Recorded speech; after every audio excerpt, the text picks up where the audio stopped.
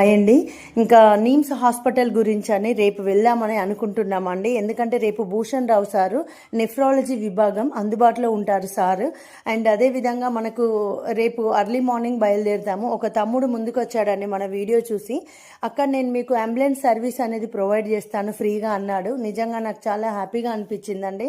మానవత్వపు సంబంధాలు మంటగలిసిపోతున్న ఈ సమయంలో నిజంగా మీరంతా మానవత్వం ఉందని ఆ సంబంధాలను మీరు కాపాడుతున్నారు. మీకు అందరికీ కూడా చాలా అంటే చాలా మేము రుణపడి ఉన్నామండి.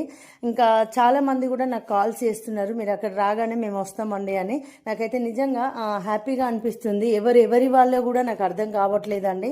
మీ అందరికీ కూడా నేను నమస్కారాలు తెలియజేస్తున్నాను. రేపు